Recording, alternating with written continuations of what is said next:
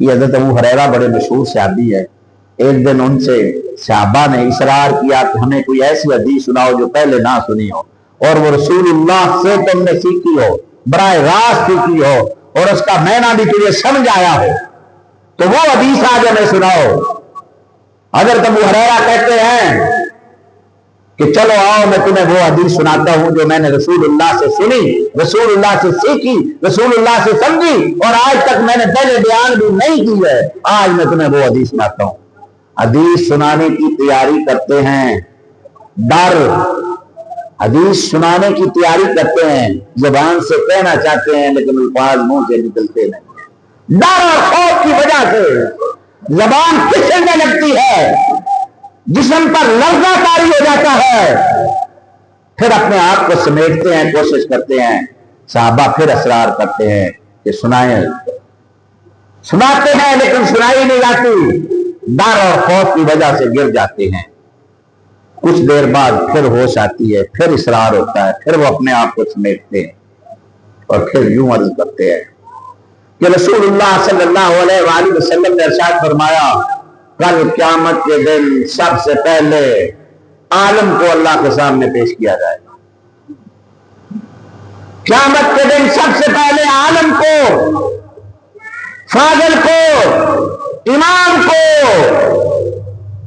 تقریر کرنے والے مولوی کو اللہ کے حضور پیش کیا جائے گا.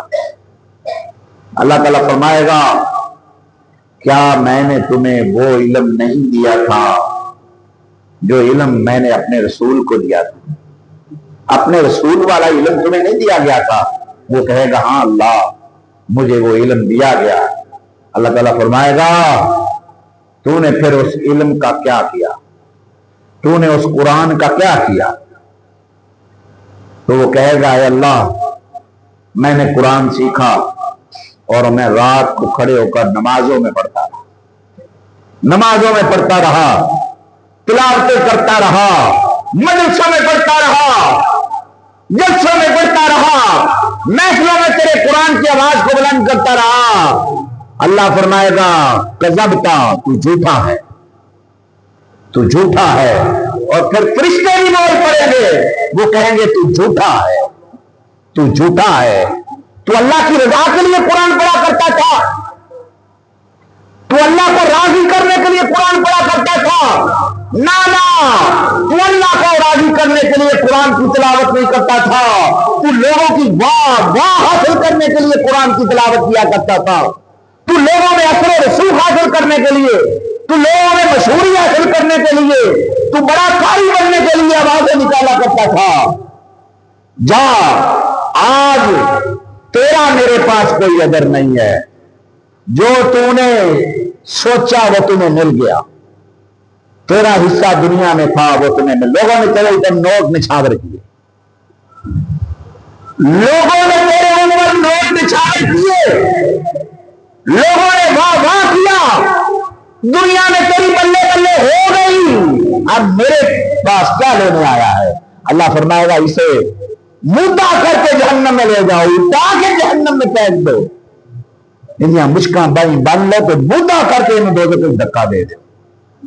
یہ حشر ہوگا ان علماء کا, ان عالموں کا, ان اماموں کا جنہوں نے دنیا داری کے لیے قرآن کی تلاوت کی, جن کے سامنے اللہ کی رضا نہ تھی, جو رب کو راضی کرنے کے لیے قرآن نہیں پڑھا کرتے تھے, بلکہ ان کے دل میں یہ خیال ہوتا تھا کہ اچھی آواز نکلے کہ لوگ نوٹ زیادہ دیں, لوگ پیسے زیادہ دیں, میری مشہوری زیادہ ہو, مجھے زیادہ محفلوں میں بلایا جائے, زیادہ جلسے آئے, زیادہ کمائی کروں.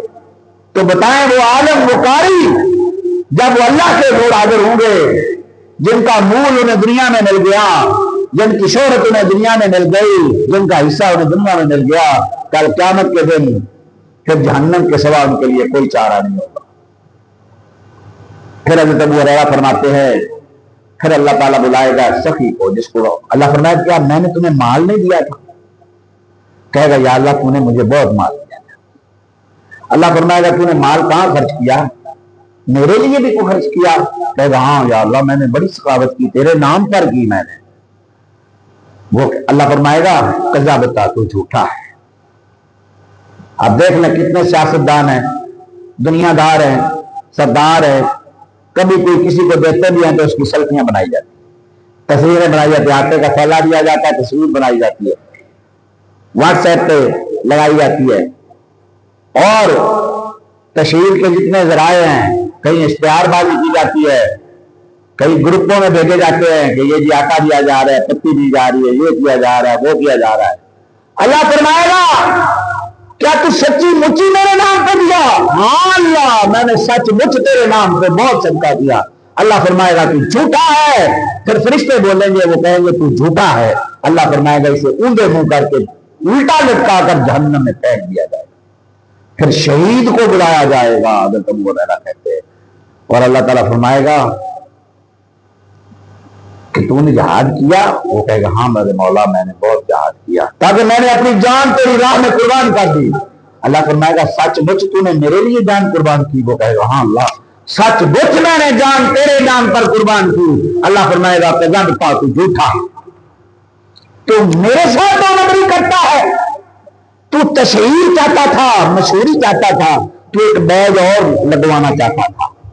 یہ جو فوجی سپاہی اور بڑے جنگل لڑتے ہیں کامیاب ہوتے ہیں دونوں، جیسے ہمارے سپاہ سالار کو اعزاز ملا تو ان کو اعزاز ملتے ہیں نا۔ اگر دل میں خیال نہ ہو تو اعزاز بھی ملے تو کوئی بات نہیں، اگر دل میں اگر کوئی ایسا خیال آ گیا نا کہ اللہ فرمائے تو اعزازات حاصل کرنا چاہتا تھا، تو تنخواہ بڑھانا چاہتا تھا، تو عہدے اور مرتبے کے لیے کام کرنا چاہتا تھا، اس لیے تیرا رتبہ تیرا درجہ تجھے دنیا میں مل گیا، تیرا میرے پاس کوئی حساب کتاب باقی نہیں۔ اللہ فرمائے گا اسے بھی الٹا کر کے جہنم میں پھینک دیا جائے۔ تو اس لیے فرمایا اِنَّ صلاتی، میری نماز اللہ تیرے لیے ہے، تیرے لیے ہے، نسک کی میری قربانی تیرے لیے ہے۔ ایک شخص بیل کر دے دکھلاوے کے لیے، 50 لاکھ کا بیل کر دے دکھلاوے کے لیے، ایک شخص 20,000 کی بکری کر دے اللہ کی رضا کے لیے، وہ 20,000 کی بکری اس کے 50 لاکھ والے بیل سے زیادہ ثواب کی حامل ہوگی۔ ثواب کے لیے کریں، اللہ کی رضا کے لیے کریں، اللہ کی محبت کے لیے کریں۔ یہ تو 3 عمل ہے نا، جس کا جو منصب ہے اس نے اپنے اپنے منصب کو اگر اس نے دنیا داری کے لیے استعمال کیا ہے تو پھر اللہ تعالیٰ اس کا جواب اسی طرح دے گا۔ تو نے اپنے کوئی عدالت میں ہے، کوئی کسی محکمے میں ہے، اگر اس نے اپنا فن کو محض دنیا داری کے لیے استعمال کیا، اللہ کی رضا کو پیش نظر نہیں رکھا، تو کل قیامت کے دن اس کا بھی یہی اثر ہوگا۔ میں اللہ سے دعا بھی کرتا ہوں اور عہد بھی کرتا ہوں کہ ہم انشاءاللہ تبارک و تعالی اپنے اعمال میں اخلاص پیدا کرنے کی کوشش کریں گے، اللہ کی محبت پیدا کرنے کی کوشش کریں گے۔ اخلاص اور اللہ کی محبت یہی طریقہ ہے اللہ کی رضا حاصل کرنے کا۔